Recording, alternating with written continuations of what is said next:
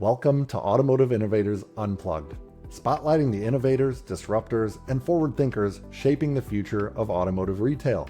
Each week, we'll dive into the tools, tech, and strategies that help dealers win in today's market and get a little personal with our guests.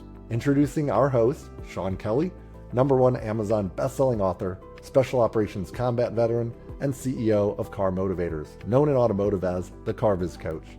And JP Burkemper, automotive AI expert and co-founder of VinSight, helping dealerships retain customers with state-of-the-art artificial intelligence. Now it's time for the show. All right, welcome back to Automotive Innovators Unplugged. I'm one of your hosts, Sean Kelly. Today's episode is one I'm really excited about because we're talking about something a lot of dealers are struggling with right now, getting real results in a true post-COVID market.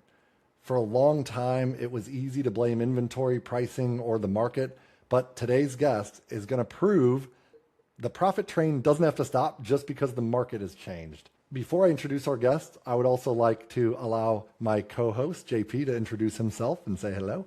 Hello, guys. Thanks for joining. I'm excited about this one. Let's get into it. All right. So JP and I today are driven by Nathan Dunham, a young, driven sales manager who's continued to produce strong results while many stores are still feeling the hangover from the COVID boom. Nathan has invested heavily in training, built a BDC, led his team through a CRM change, developed salespeople who are selling 30 to 35 cars a month, and still manages to show up as a husband and a father, except for during the filming of this episode. But in this conversation, we're going to talk about leadership, mindset, systems, coaching, and what it really takes to win today without burning yourself or your people out. Nathan, welcome to the show. Thanks so much for having me, guys. And thanks so much for calling me young. That was nice. No problem. Well, your skin looks as smooth as a baby's bottom at the very least. So, Nathan, Yes. For listeners who may not know you yet, tell us a little bit about your role, your dealership, and what the market looked like when COVID first hit versus today. Yeah, so we're kind of a unique situation. We are in a very rural area. There's 16,000 people that live in the county that we're in. We're probably 2 hours away from Atlanta to the north and 2 hours away from Greenville, which is to our east. So, pretty rural. But we are a Ford, Chevy, Chrysler, Dodge, Jeep, Ram store, all under one roof. All of my sales guys are cross-trained across all three brands. And yeah, we just don't know what we don't know. We're just kind of, riding on our own little ship out there. And so pre-COVID, post-COVID, it's just kind of always been our way because we don't know anything different. Okay. So yeah, there's a benefit to being off on that island, it sounds like. Yes. Yeah, Sounds absolutely. nice out there. But yeah, it's quiet. It's we're in the mountains, so it's pretty nice. It makes the population unique. There's a lot of retirement homes and famous people that live here, alongside just local rural Appalachian people. So we kind of have a little bit of everything. Hey, so Nathan, I know you were a top performing salesperson and you made the jump to management. Even knowing the money might dip short term, from my understanding, what made that responsibility worth it to you? Yeah, that's something I definitely thought about and struggled about a lot. I would say at the end of the day, it probably had a lot to do with kind of having a say in the future and the direction that we were going. And, if I'm being honest and maybe a little bit conceited, I wanted to be the one to have that say and not some of my peers. So made the jump. I didn't jump in both feet out the gate, and it was kind of it felt like the right thing to do, but I wasn't particularly excited about it. But it's been awesome as I've evolved. And was it something that your owner Jeff kind of was asking of you, kind of wanted to put you in a more of a leadership role? No, it was the opposite of that. I think at that time, ownership probably felt like if you're producing on the floor, then, stay on the floor because that's harder to replace than somebody in management. So, my sales manager, actually, he was kind of the one who pushed for it. But I think ownership would have been happy just to, have me continue to sell cars at the time. Hopefully that's changed. So, well, that's hilarious. Well, and you wrestled with that a little bit too, but we'll talk more about that later. Right now for our listeners, I want to ask you this question because it's tied to kind of the easy sales during the COVID market, right? Because when the market tightened and those easy sales went away, what mindset shift did you personally have to make, I guess, to keep winning? Yeah, once we kind of got past the uncertainty, it was just kind of business as usual. But I remember that first, few months, March, April, of like, man, where's this going to go? And then we kind of realized that, oh, this plays perfectly into kind of our business model of providing service, providing value, and, being compensated for that. And so whether it was delivering vehicles remotely or, doing all the paperwork remotely, I think it kind of played into our hand. Plus, compared to the metro stores, we've never had like dealer fees or doc fees or anything. So that actually became a huge plus for us when it came to gross because, we had what they wanted and we had that value add. Interesting. I got some questions about, your days in sales and how, hopefully made you become a great manager, right? What you learn in sales, you kind of learn how to manage as well. So when you think back to your best days in sales, what lessons from the floor do you think have helped you most as a manager today?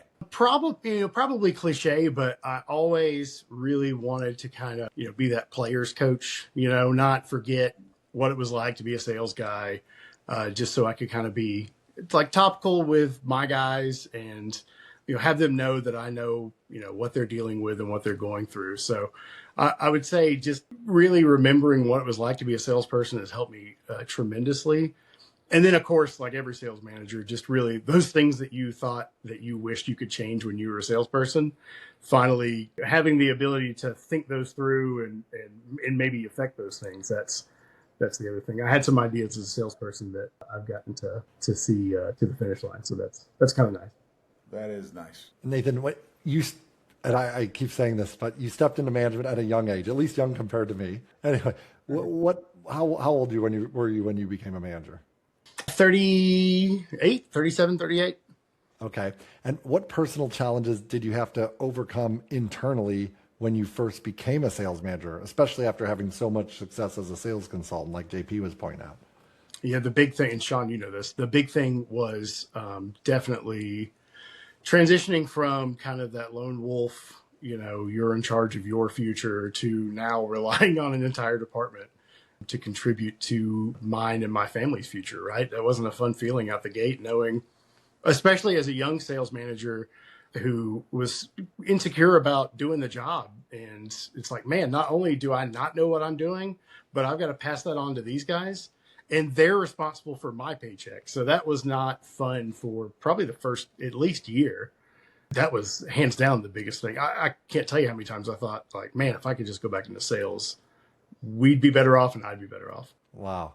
That's crazy. I remember meeting you at the Pinnacle Training Center. I was doing a day, Jonathan Dawson invited me on leadership. And that was a really fun workshop. And I remember I'm looking across this room and I'm like, I have a 1 hour lunch break to decide who I'm going to sit down with and coach. And I was just looking at all the opportunities there. Sorry, you were just an opportunity at the time. But no, I'm like, and I just saw you and Jeff sitting there and I'm like, those are my guys. I need to help. I need to help them. Yeah, maybe it was the hairly challenged. See, I'm being PC, but you were hairly challenged. But no, jokes aside, I could see it in your eyes and I could see it in Jeff's. I'm like, they want me to sit down and coach with them. And so we did, and we had an awesome conversation.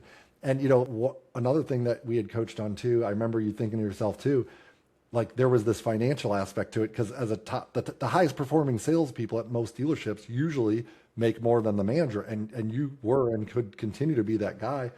So, I know you wrestle. Is that something? So how did you get over that? You changed your mindset around that, right? I would love it if you'd be willing to share with our audience what you were wrestling with and how you adapted that. Because I think that's valuable for a lot of newer managers that were top salespeople. I think they go through that too. At the risk of sounding conceited, the thing that I really struggled with after I kind of started getting some of these initiatives out was, be it coaching or sales training or, better technology, was looking back at, your, like you said, the top performing guy usually is going to make more than a sales manager. And thinking like, man, I brought all of this, like I, have a lot to do with why they're successful. And if I were in their spot, like that would be me.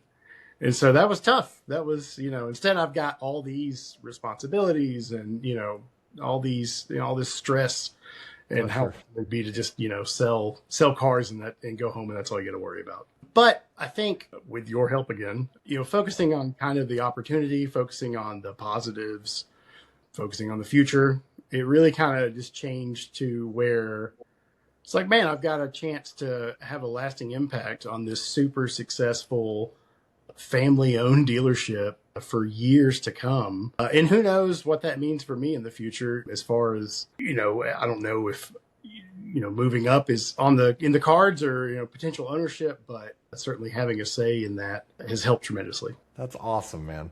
I love that, focusing on the positives of the role and the future opportunities. And I love one of the things you said too, because it was really, you adopted a mindset of like, my job's to make everyone else more profitable, and you get to see the joy that comes from that. And yes, I really respect that. Yeah, and as a business owner, put myself in Jeff Duvall's shoes, just having guys like you that can take accountability and, look at it as kind of your own business and helping grow, not just yourself, but, the whole business, the family-owned business. So I would, being in his shoes, love to just have guys like that are vying for, some stake, what we're doing every day. So that's amazing. Kind of with going into, I know I talk a lot about the sales to management, but, in sales, you're doing. And when you transition into management, it's more leading, right? You got to lead these guys to do. So, of course, the adjustment, the money part is one thing. Were there any other things that were hard, bigger adjustments? And then what really finally clicked? You go from, I've never worked at another dealership, so I don't know what it's like at other places, but you kind of go from not really having that many interactions with ownership, with the GM or with the owner. I mean, right. I think we probably do more than others, but as far as providing valuable input, I don't think it doesn't really exist as a salesperson, nor did I want it to really exist. More I can stay away from it, the better. But transitioning from that into kind of, you're filling each other out, ownership's, wanting to ensure that you are, putting the store first and what's best for the store. So there's just that kind of dance of what are their intentions? What pie in the sky ideas do they have? Have they, thought them out properly? And it was that first, I would say 8 months. It was just, kind of learning each other again after 8 years of being a salesperson. We really got to know, how the other one responded to pressure and coaching and all those other things. And now, I think we really understand each other well. We're very different. We're also very similar in some ways, but I think we both know how kind of the other operates. And I think that's wrapped in knowing that both of us want absolutely what's best for the store and for the guys that, we get to lead. And what's great about everything you're saying, Nathan, is your store's producing COVID-level results when many dealers are still feeling that hangover, as Sean alluded to. So from your seat, what is the biggest reason you've been able to sustain that momentum? I think first and foremost, we don't know any better. I mean, our owner this is just how we kind of operate, right? It's been beat into my brain that, if you sell a car, you get to take care of the customer. If you take care of the customer, you get to make money. And so that's just kind of always been the expectation. And I was fortunate to kind of go into it just after COVID, so I didn't know any better. And so we really just kind of leaned into that true, genuine service after the sale with our customers. And we've got a really loyal customer base. We're 80%, repeat and referral. And so I think that lends itself to the higher grosses, but it might sound like a cop out, but honestly, I think it's just kind of how we've always operated, and everybody's on the same page and understands, what we're there for. I think we do a good job of retaining and hiring people that are money motivated, but in like a good way. They're not greedy, but that's, they all recognize that, they deserve to make a fair profit on a car deal just because of what we expect of them as salespeople. They're pretty much cradle to grave when it comes to car deals. So we expect a lot out of them, but in return, they make phenomenal money. Yeah. So it sounds like loyalty is huge for you guys. Would you, and it sounds like a lot of it is due to personnel, just the people that you have. Do you rely on any type of technologies that help you kind of stay ahead of the game as far as loyalty goes at your store? I think changing CRM helped a lot for us just because, referrals are such a big part. We don't do a lot of advertising. We don't do a lot of marketing. Internet is, for better or worse, something we just, have to do. And so I think making the switch to Drive Centric just kind of moved things forward in that relational engagement type way. It's great for referrals. Making it easy to send the videos has been nice for just making those introductions to the people we don't know. And, I think that's a big one. The appraisal side has been huge for us, just making the customer experience better because, we operated in that Stone Age mentality. When I was a salesperson, our owner did 97% of the appraisals, and he also did 97% of all the other work in the building. And so, it kind of you get bogged down at times, and you're just waiting on an appraisal. So bringing in technology, VinQ and AccuTrade has kind of helped where now we've got, 5 or 6 people that can confidently appraise a vehicle and that not be a roadblock anymore. So we can get back to the important thing of, assessing needs and getting the customer what they want in a timely fashion. So I would say those 3 are probably the biggest technology type things that we've added, but we've certainly. And I think for you guys, one thing from the outside looking in as your coach is like the social. Don't forget social media, and it's not like I wouldn't say you added it, but like I think that's a big. Is that not a tell our listeners how that's such a big piece for you all too?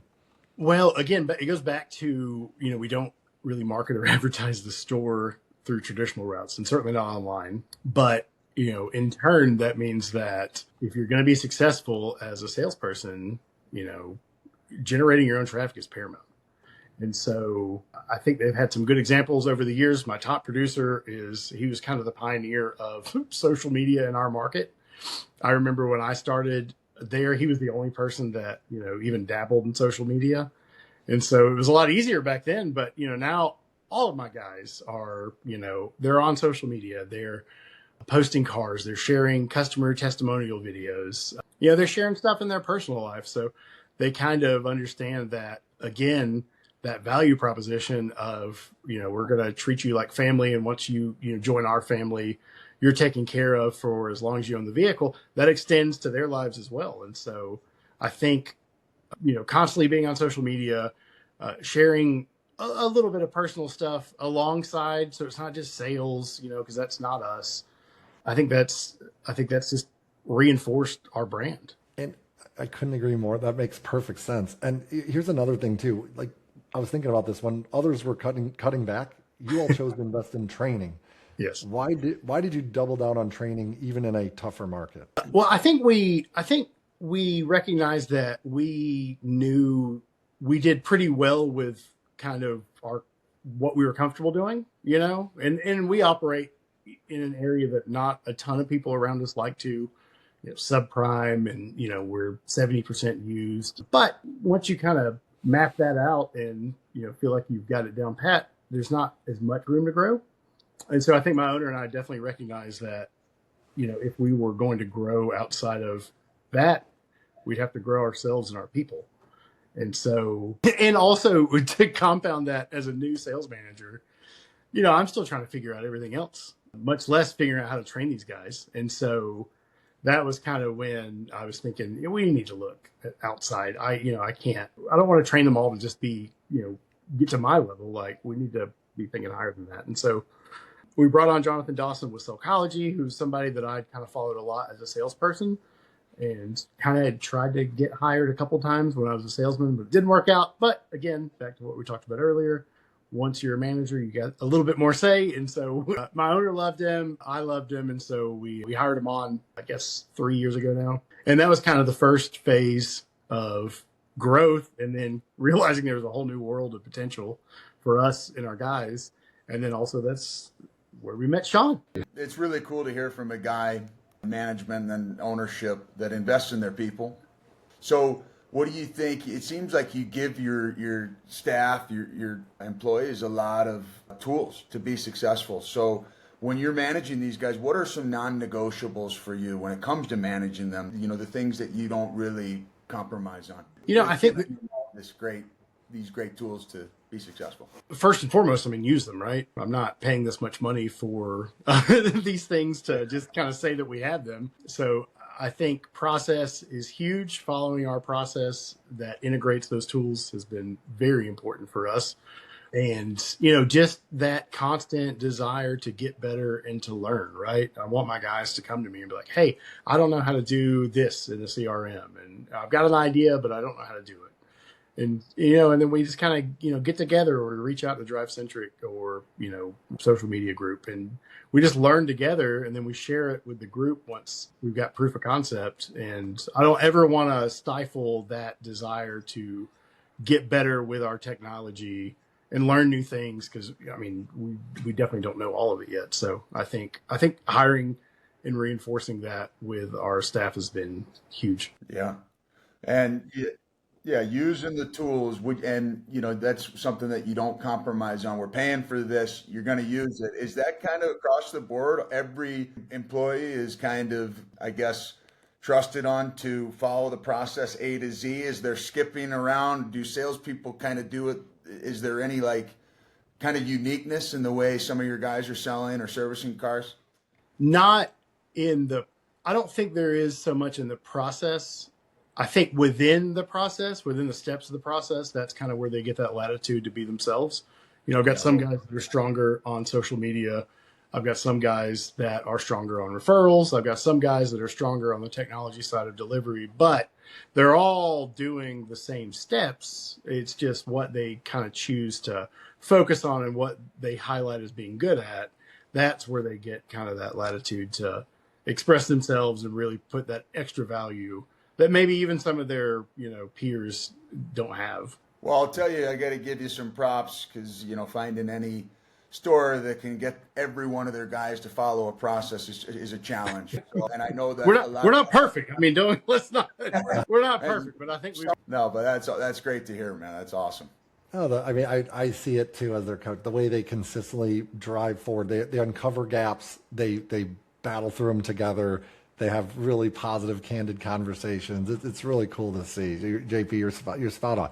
And Nate, you've been receiving coaching from car motivators instead of trying to do it all yourself. What made you? And it's crazy too. That's when we're selling coaching to our dealers, it's one of the first objections is, well, we do training already. So what made you have phenomenal training with Psychology and Jonathan Dawson? What made you open to coaching? And you still have awesome sales training with Jonathan Dawson, and now you have awesome coaching with Car Motivators. So what made you and Jeff open to coaching, and what changed once coaching entered the picture? I think bringing in the sales training kind of opened our minds to, I think we were looking to fill a void with the sales training, and it certainly did to a degree. But I think the reason he and I were both kind of so gung-ho was, somewhat for selfish reasons. I think we both wanted more, and we didn't know how to get it on our own. And so we thought that sales training would do it. And it did, but for the salespeople. And we got a ton of value out of, and still continue to get a ton of value out of sales training, but it didn't solve that hole and that void that we had when it came to leadership and to, how do you become a better leader? I think we both are pretty practical, honest people when it comes to ourselves. And so I think we both knew that we weren't killing it when it came to actually leading our people. And so, fast forward to we're at a Psychology event that he and I very rarely get to go to the same one together. And we both, made a point to go to this one just to kind of see what it was all about, because it sounded like a little bit of what we wanted. And it's funny you say that you saw us. I don't think either of us really knew Sean, but it felt like we knew Sean. And so we both kind of had him earmarked for I'd like to hear more from that guy because he seems super familiar. And then, he was the first one out, right? You were the first speaker? Yes. And I remember you Tim Tebowed, and I was like, hang on, this is weird. What's happening here? But then after he actually got into his message, it was like, okay, this is exactly what we've kind of been looking for for ourselves. And then that was when we started focusing on growing leadership, and that opened even a new door. Hey, I got to ask, what is Tim Tebow? Is that Nate, tell him what happened there. Yeah, so he, we don't know what is going to happen. We know Jonathan, but we didn't know anybody else there. And so, here's this, lanky dude, and they introduce him, and he walks out onto the stage, and immediately just puts one knee down and his hand, and I guess prays. And JP, have you ever been to any type of automotive vendor type situation where someone did that? I haven't. I have not, but I guess what makes Sean Sean. Huh? Yeah, absolutely. You're right. 100%. Is that like something is that your trademark, Sean? You done No, that? I've never seen him do it again. Not at all. And I need to. And it's funny, this conversation has me reflecting on an event I recently went to, and I didn't meet a Nathan and Jeff 2.0. And I'm bummed out, and I blame that on that I didn't give it to God. No, literally, one of my commitments to God for that year, I said I'm going to be more consistent about doing good things, but not just doing them for me, doing them in the name of the Lord. So I was like, what? Literally, I was standing on stage about to go on. I was all pumped up and excited, and then I was like, I need to give this presentation to God. Like, this is for God. And so that was my way of saying, God, this is for you. And that is totally out of character for me and way out of my comfort zone, to be candid with you. But I did it because it's what I was supposed to do, and it worked out perfectly, because here we are now. And to your credit, you didn't even really talk about it that much, you didn't make a big to-do about doing it. You just kind of did it. I think he said a little something, and then he just went on, And so I was like, oh, okay, well, he's not trying to impress me by this. He's just a weirdo. I thought I might get beat up for it, but I was okay with that. That's great. So Nathan, with all the stuff you got on your plate, man, there's just so much going on. What does a win look like for you today? Maybe that's a day or a week or a month. What are some wins to you that just aren't just as amount of cars out the door? Yeah, that's hard, right? I think that constant desire for improvement and betterment it's also a curse sometimes. I think Jeff and I both recognize that. I don't think either of us celebrate wins as much as we should. For me right now, my goal for my guys is for them to sell a car a day that they're there. And so just kind of seeing more of them do that, right? And they'll sell 20 plus cars in a month where they've worked, 20 or 21 days, and they took every off day, and, maybe they took an extra Saturday. Like, I want that. That's what I want. That's what a win looks like to me. It's not the guy who works, bell to bell 6 days a week, and does that. It's the guy that works 4 or 5 days that week and gets time with his family, and, in turn gets that extra money and just feeling of pride to take back to his family. So he can kind of have it both. I think we've proven that you can have it both. Not consistently yet, but that's the dream for me anyway. So a win for me is, when that happens more often than not. That's awesome. Is that something that's kind of unique to you guys? Do you guys give more off time to your employees? Because I know how big a grind the car business is. I'm excited to see it shouldn't be lost on you. My owner works 7 days a week, 12 hours a day. So it's not exactly like... And he's not exaggerating, literally. Yeah, I mean, it's I've had some conversations with him. Yeah, it's insane. So it's not like we're following his model of, we want to be on the golf course as much as he is, but for him to, I guess give our leadership the autonomy to shoot for that. The concept was kind of introduced to me by Jonathan Dawson, and it was kind of the first time I was like, yes, that's what success looks like, right? Is kind of having both. I never liked that concept of just bragging about working, 65 hours a week. That doesn't cut it anymore for my generation, and definitely the younger generations. And so, that's kind of where it came from. But it's a work in progress. There's stipulations attached to that too. Yeah. Well, hey, Sean, sorry if I'm hogging this, but is employee retention something you could boast about a little bit? For sure. 100%, right? I think the last time I did the math, which we intentionally trimmed down when we kind of started, changing coming out of COVID.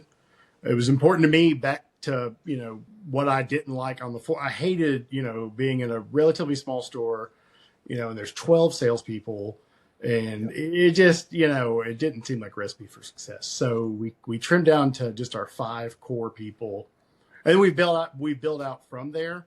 But it's been so nice for the new people to kind of see the groundwork that was laid and the expectations that are there. And so, no, I don't think retention is a huge issue for us. I think the average age of those 5 when we got down to 5 was 10 years. I mean, when I became a manager, there were probably 5 guys that had more tenure than me out of a department of like 8 people. So, I mean, I was there for 8 years, and I was like, 4th or 5th on the totem pole of seniority. And they were mine, by the way. It's not just sales. All I know is I've been coaching all the same people since we started working together a year and a half ago, maybe minus one, right? But you've added more. Well, and that's a testament to their leadership, of course. And, and definitely ownership, because you see it in every department. Yes, it's true.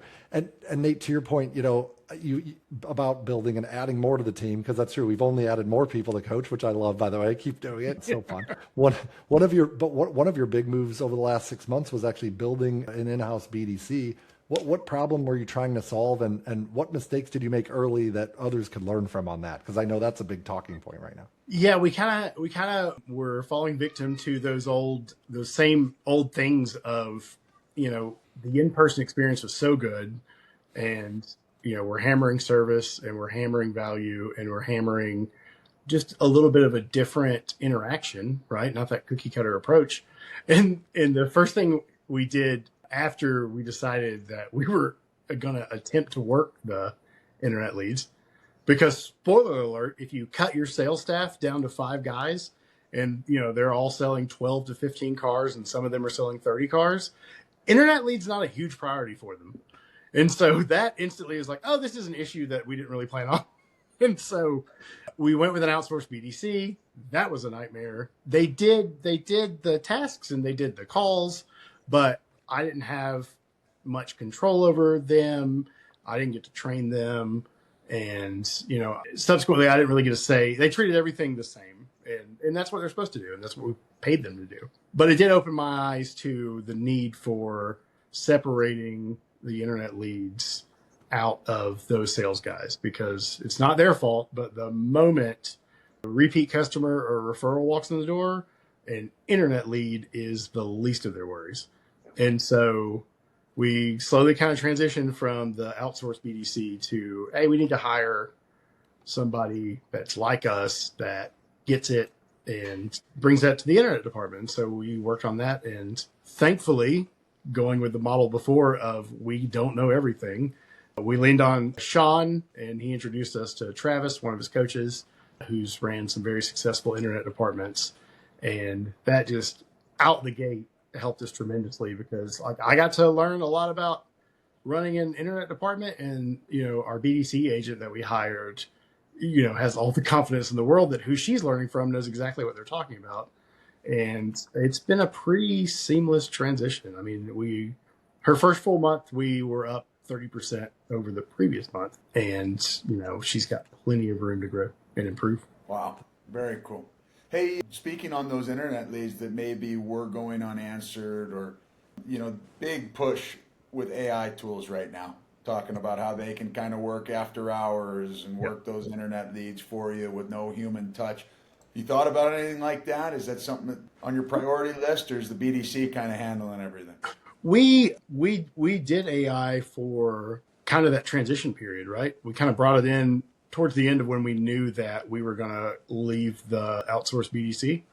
And so they were going to be that safety net for us. And it was, through our CRM. And the after hours, the engagement, just the quick responses to as the leads come in. Their lead response time was great. But once our in-house BDC kind of got going, we recognized that she's beating the AI definitely in quality response. And I'm not saying I would never, I wish I hadn't done AI. It's just not a huge need for us right now. I hope it is soon. We actually canceled it just now to focus on some other stuff, but I hope to get the leads adjusted to where that will be a necessity again. But, right now we're looking at lead quality and adding some call tracking because we don't have that, which is crazy to a lot of people.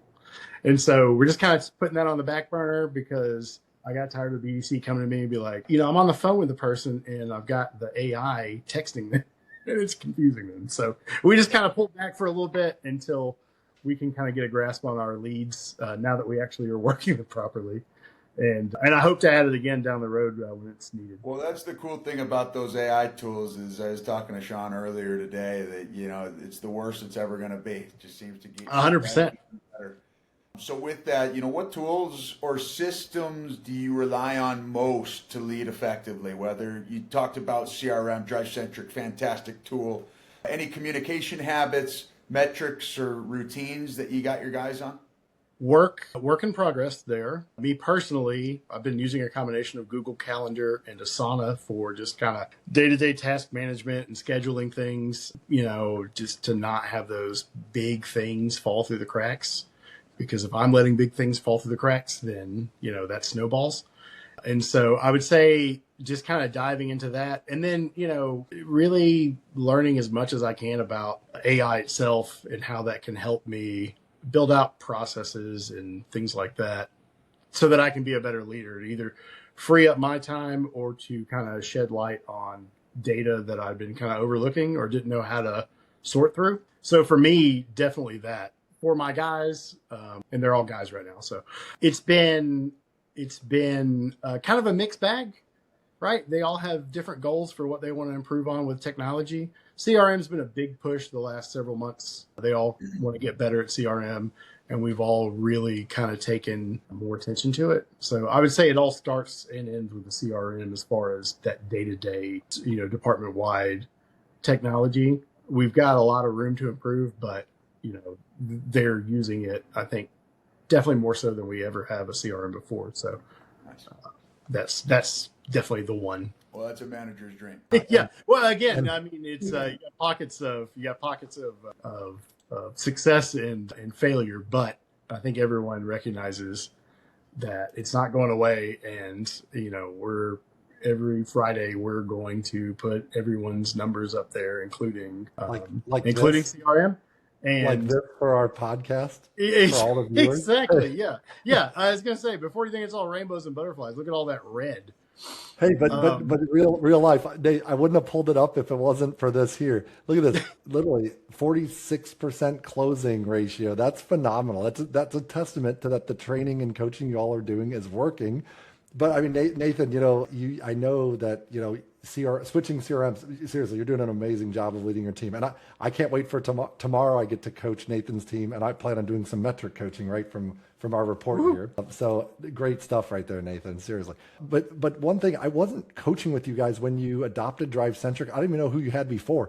Switching CRMs is scary for a lot of managers and painstaking. And having been the chief business development officer for DriveCentric, I'd love to hear what told you it was time to switch CRMs, and then how did you lead your team through that transition? Probably ignorance and naivety. It worked out. So knowing what I know now and talking to, people in the business, it's insane that my first year as a sales manager, we changed DMS and CRM, and I was excited about it. I was super fortunate in that the DMS change had kind of already started before I became a sales manager. And so I knew virtually nothing about the old DMS and knew everything about the new DMS. So it was nice to kind of come in and get to learn the DMS from the actual people that were implementing it. And so that helped a lot on the sales side. And then kind of the same thing with CRM. I only knew we were Vin Solutions before, and I only knew it from a salesperson side.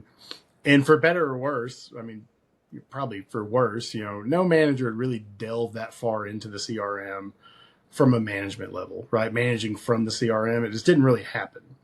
Pretty much all we got was like, call your leads, do your tasks. And so pretty early on, we decided to change CRMs, I think in large part to Jonathan Dawson. And so getting to learn that early on when you don't really know anything different helped a lot too. And then reinforcing that by, going to like DC20 and talking to people that had the same CRM, that I didn't know what I didn't know. And it worked out for the best because, I didn't have a reference point. And that's to that point, it's been a lot, I think, of our success store wide. I don't have a single guy on the showroom that sold cars anywhere else. They all came from a different business, whether they were builders. I've got one guy who sold like big rigs. He sold, 18 wheelers, but that's very different than selling Ford Explorers.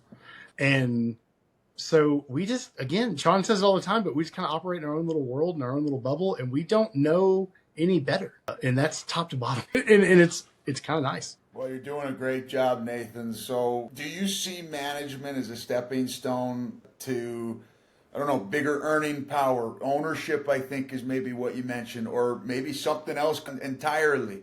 How do you think about the long game? I've just started thinking about the long game. I didn't come into the job expecting that to really be on the table. And I still don't know that it's on the table. But yeah, there's certainly times where I think about, down the road, what it would be like, to learn, service department and parts and kind of dig more into that, that accounting side. And so, I've dipped my toes in here and there. But the awesome thing about getting into management is, man, I've got so much stuff to look forward to and grow and build in the sales department. So that's, and Sean's, kind of helped me identify that, the finish line changes for the better. And so, I'm honestly spending way more time thinking about, where we're going to be next year, because I get to look back a year ago and, I get little pauses in the road, thanks to Sean as well. Trying not to, puff your chest out too much, but it's nice to have somebody like Sean who's a little more objective to us, because, when you're in it, you don't really see it. And so you look back and you're like, yeah, that's right. This was us a year ago or a year before or whatever. And so I get excited thinking about where we're going to be a year from now, 2 years from now, or 5 years from now. So not trying to skirt the answer, but I don't think a ton, but yeah, I definitely would be interested to see what having a percentage of the entire store, or who knows, maybe having my own store one day, what that would look like. Nathan, I have no doubt that future, you can make that happen if you continue on the path you're on, brother. I mean that. I wouldn't just say that just for fun. And to that end, you just made me think of something. I was coaching with one of your guys a few weeks ago, just before my Christmas break. And he was like, I remember him saying, man, I used to think if I could only get to 20 cars a month, he goes, and now I'm selling 35. And he's like, I can't believe I'm setting a goal of 50 with you, Sean. Yeah. Because I never thought I'd be here. So, having salespeople consistently selling 30 to 35 cars a month in today's market, what standards or behaviors separate those performers from the rest, from like the typical 6 or 8 car guy or gal? That guy specifically, he never gets enough credit for his competitiveness or his work ethic. He's been there a while, but he's not, our longest tenured salesperson. And yeah, his work ethic and organization is top tier. I think he'd be the first to tell you, he's not our best closer, but he outworks everybody in the building when it comes to sales and opportunities. And he just is never satisfied. And he's recognizing that that's a blessing and a curse. It's because he sees it when he doesn't hit, the goal he set. But I think that, is his secret to success. But I think the store wide, it's just been having a better line of communication, right? We actually listened to them. It took so many times, and probably still does, of, call Sean or whatever and be like, how do I, get this result or whatever? How do I get them to see value in this? And Sean's like, stop. Have you asked them yet? And I'm like, no, I need you to tell me. And he's like, maybe start with seeing what they think. And so as dumb and as, basic as it sounds, that's how we had to start. It was like, let's get their input. We trust them enough to. JP needed to hear that today. We trust them enough. That's not a story for me to tell. We trust them enough to put them in front of our customers.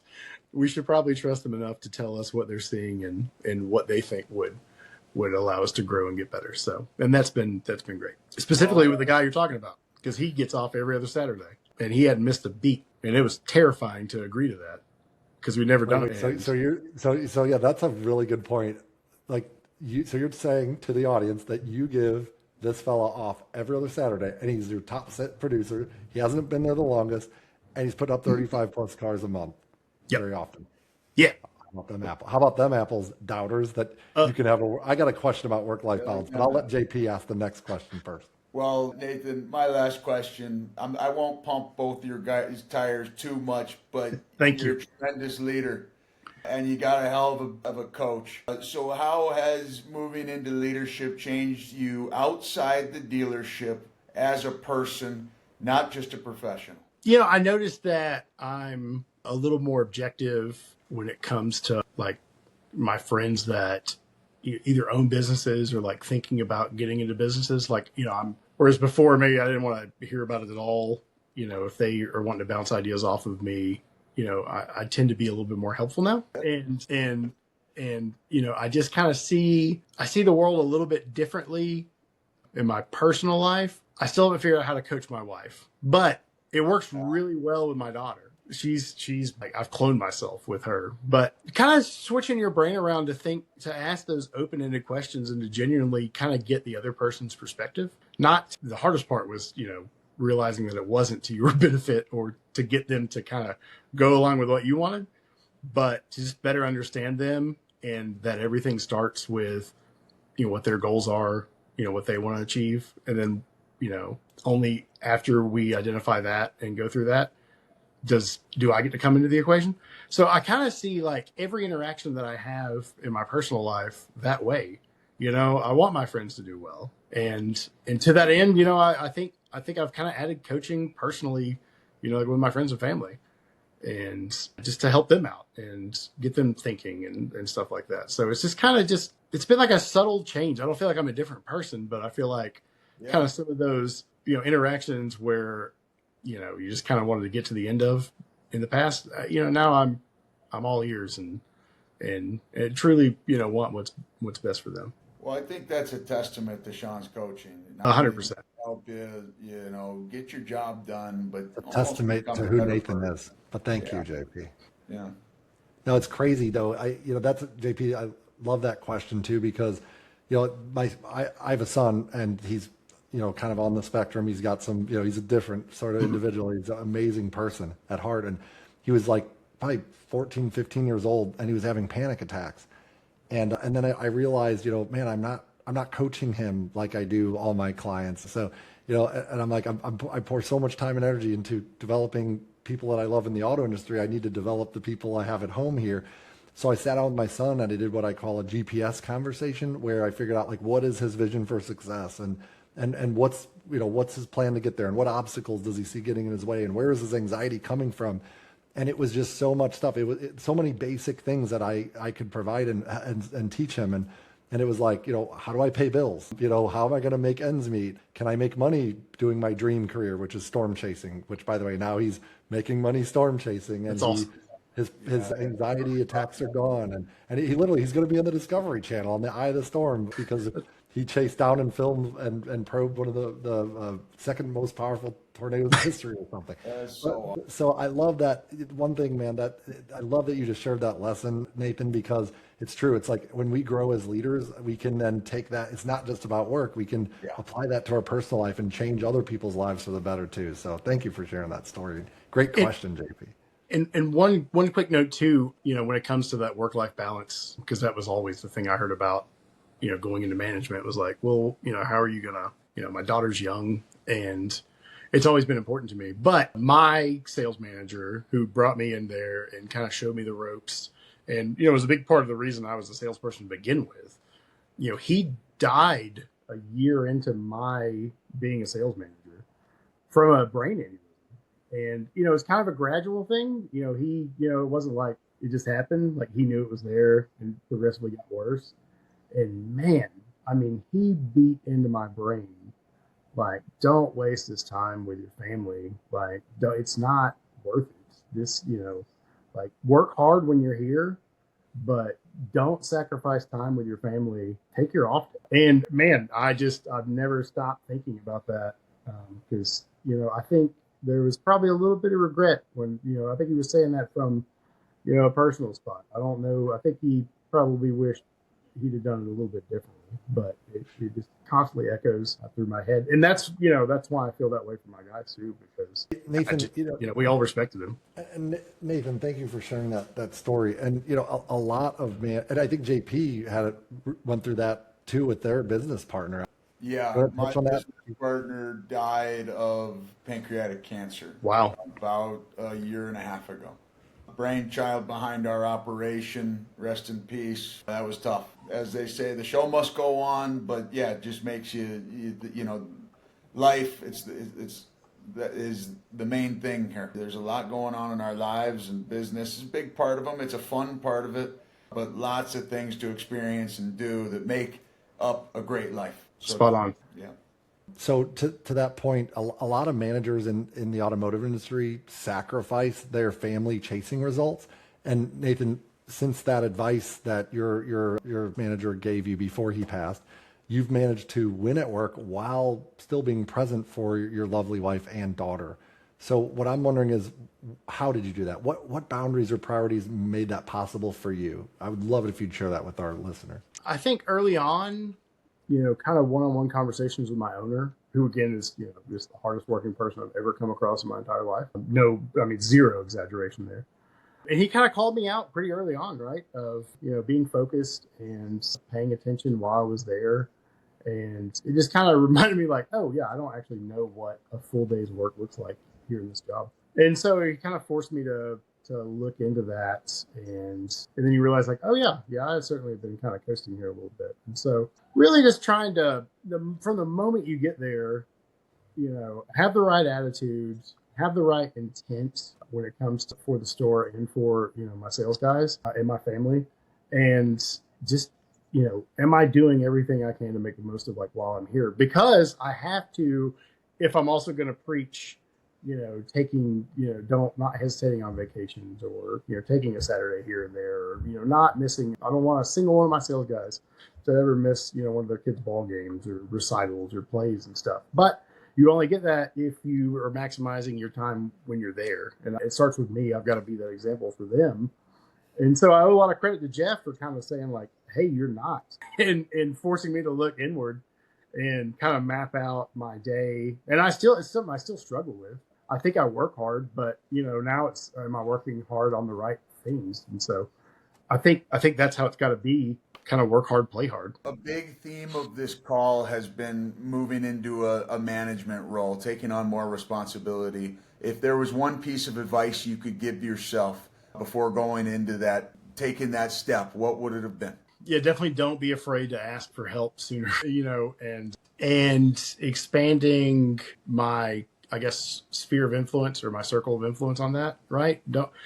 I think I kind of put false expectations on my owner immediately to have all the answers to what I wanted, and, he didn't really have the tools yet to even figure out what I wanted, nor did I. And so being able to kind of, in a healthy way, reach outside of our bubble without bringing in kind of the negative stuff, but that helped tremendously, and kind of really focusing on finding your why. And I had a why, but moving it to management was tricky because I just kept looking at it as, how am I going to get, these 10 people to all contribute for my goals? And, and at the time I didn't know the answer was because, how I was asking the wrong question.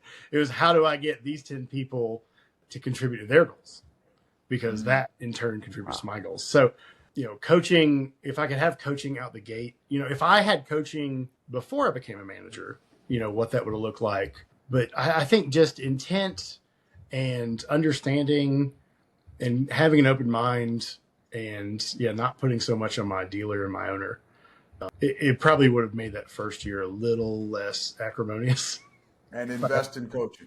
Yep. And 100% invest in coach, 100% invest in coach, because that is, I see in this business, when I go to conferences or stuff like that, and I talk to owners or people in my position, I see, I'll never forget. I was sitting across the table from a pretty successful owner. I mean, he owns a ton of stores, and we were eating lunch, And Jonathan had used me as an example of how to get your people to do referrals. And that owner asked me, how do you get them to do it? And I was like, well, you gotta show them the benefit for them. And he's like, but they know that, like, my people know that if you get referrals, that's good for you. And we're sitting there, eating lunch. And I was like, yeah, but and I think I had like a chicken sandwich or something. And I was like, I know that a salad is like way better for me right now. But here I am eating this chicken sandwich. Like, it starts with him. And it just kind of dawned on me, like, this is not just a me problem. Like, this is industry wide. We got so much on our plates that the last thing a lot of times we think about is other people, as bad as that sounds. Man, great. Drop the mic, Nate. That was amazing. And it's crazy to me too. I remember when I was like, we had spent like $110,000 on phone training, and the owner came into my store one morning, and this was probably 6-8 months into me like really grasping coaching and like implementing it as part of my leadership process. And the owner comes into the dealership and he's all mad. And he's like, Sean, come to my office. I'm like, oh God, what'd I do? Right? You assume the worst. And he says, I listened to calls all weekend. I was in the CRM looking for videos. How come your store is the only one using the CRM, the only ones using the phone training that I paid $100,000 for, and the only ones using video consistently? He's like, how? And why aren't they? Help me understand this, Sean. And I was like, coaching.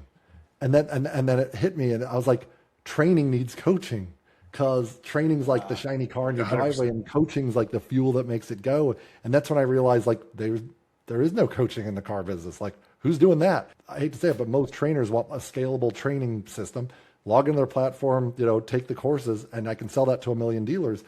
And I'm like, we need to coach people, man. So that's part of what set me on that journey, was kind of having that same epiphany, Nate. So thank you for sharing that story.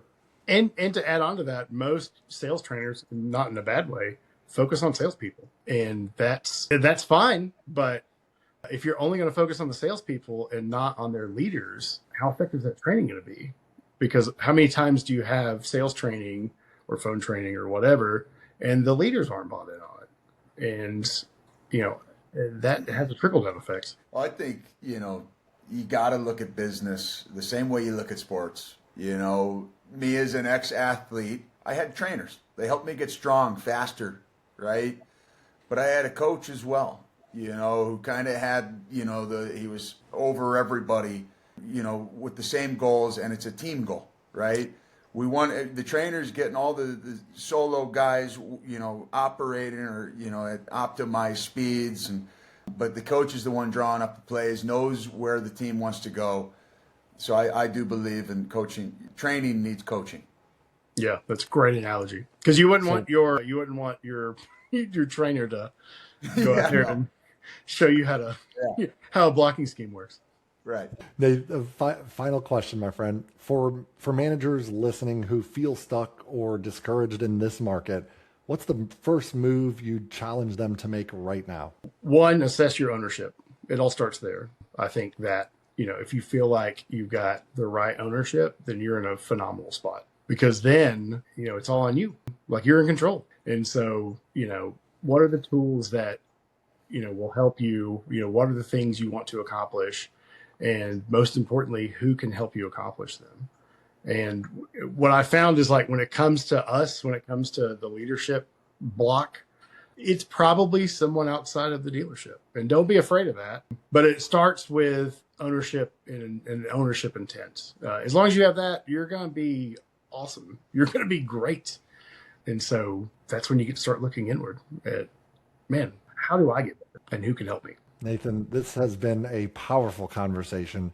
I really appreciate you being open about the challenges, the mistakes, and all those lessons that came with stepping into leadership at a young age, so fresh in the automotive industry. Yeah, I feel like we didn't highlight the mistakes enough, but I can't tell you guys, this has been really fun, and I appreciate your having me on. Absolutely. Thank you, Nathan. For anyone listening who's feeling discouraged or wondering if success is still possible in today's market, Nathan is living proof that it is. If you're willing to invest in your people, your processes, and yourself. If this episode challenged you or gave you something to think about, do us a favor, share it with another manager, dealer, or leader who needs to hear it.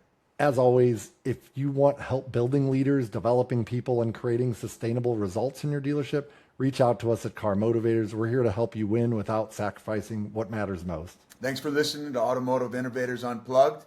We'll see you on the next episode.